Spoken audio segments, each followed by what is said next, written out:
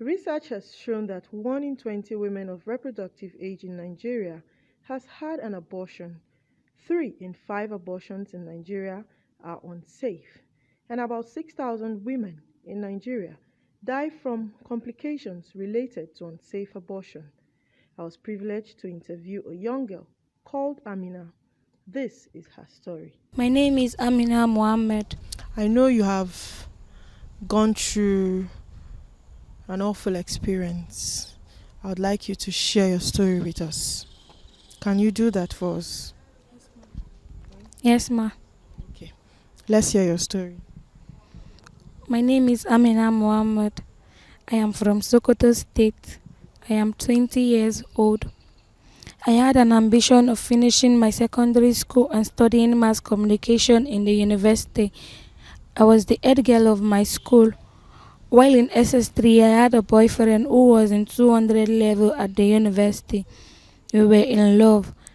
I got pregnant for him at 17 years, and due to my future dreams and where I am from, I couldn't keep the pregnancy. My dad would kill me. My boyfriend told me he knows someone who knows someone. He took me to a doctor. The place was an uncompleted building with a nurse, a table, and just a dim light. I saw a drip stand and some metals on a tray. I saw two other girls. From my observation, they just finished their procedure. It was my turn. I was asked to lie down and open my legs. Sorry. Can you go on? I passed through 40 minutes of intensive pains. I was shivering and weeping silently. I couldn't move. At a point, I begged the doctor to stop, but he said he was almost done. While he was done, I was asked to come down for the next person, not minding that I was still in pains and still in a state of shock. So, what happened next? I managed to. Then the nurse guided me to a chair. I sat down for some minutes, for 15 minutes, and I was asked to go home, that the place is getting crowded. I went home, bled for days, and I was still in severe pains. I dare not tell my mom. I managed to go to a healthcare along Angwarami, my local government.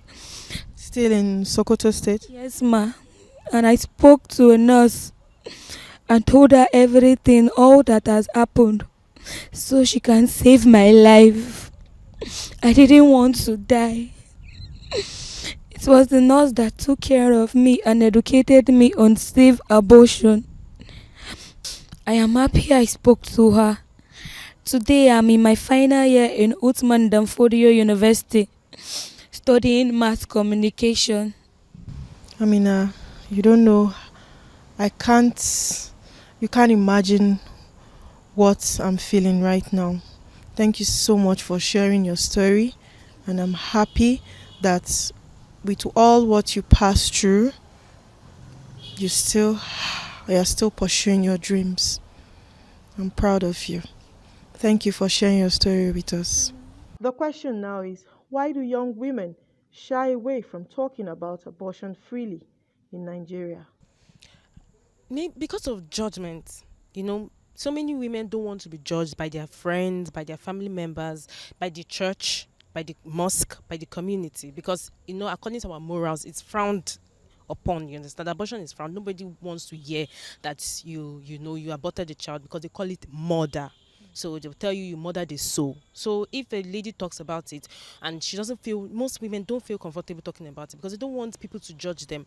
And again, what if the story leaks out to another person? Do you get? And the person now says, I don't talk to this girl, don't mind her, don't listen to what she's saying, she has aborted the child. So we are not yet in the how will I put it, in the era where we just move away from judging people. So that's the main reason why people don't talk about it whenever they've gone through that process. Due to the stigma related to this, I couldn't get someone to speak to me about their experience, but I got a confidant. She was my roommate. And then, although we didn't know she was pregnant, but then we noticed that she changed. She was looking finer. She was glowing. Let me use that word, glowing, because she's light skinned, so she was looking fairer. And then we started asking her what cream she was using, and she said this was one cream she bought 2 days ago, and we were wondering how the cream worked so quickly, you understand, to make her look very nice. Until then, we noticed that okay, she now started asking questions pertaining to infection, and she was like, can infection hold period, prevent a woman from you understand, saying her courses, her menstrual courses. And then we're like, for infection to hold that kind of thing, it means that the infection must be very, very, very bad. So we told her, why not go for a test, or better still, better yet, why not take an abortion pregnancy test. She could buy pregnancy strip for pharmacy downstairs, because I was staying in 300 series, so buy pregnancy strip from downstairs. So she did it and she was pregnant. So she found out she was pregnant and she was in shock. She was crying, she was scared, she was like her mom was going to kill her, everything was not fine, that she can't even go home, that she can't even think of keeping the child. So we asked her, what do you want to do? And then she said the only solution is to go through abortion. She has to get rid of the baby, the pregnancy.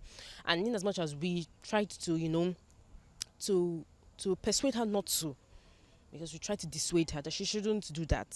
And based on the whole, like, I'll still say I'm a Christian, and I'll still stand on the fact that abortion is murder.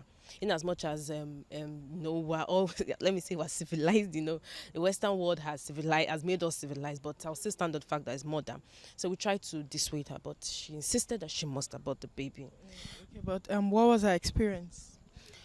It initially the pregnancy had gone far. She Was noticed she in her second trimester? she was in her first trimester, like the ending. That's 3 months. She was entering into the second trimester. That was 4 months along. Then she took pills. So apparently, it was later we found out that wasn't her first.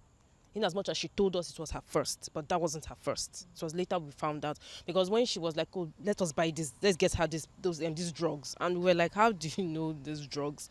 Then she just covered up the whole story. Then we said, "Okay, fine." So after getting her the drugs, she bled, but she said no. That after some time, she said she hasn't seen her period. Then that was when she called the supposed boyfriend or lover or whatever she can call him, and told him that there's problem. And the guy was like, okay. Then he took her to his family doctor. So it was in the hospital that it was carried out. Yes, D&C. That was where it was carried out properly, and then but she was very sure she got rid of the pregnancy. So after the whole D&C operation, she bled. She was cramping, like seriously cramping. Then from cramping, she was in pain. She was all moaning. She couldn't sleep. It was a very, very traumatic experience, because I was with her. I was with her throughout. Her lover lodged her in a hotel away from school. So we're together, and it isn't something I want to remember.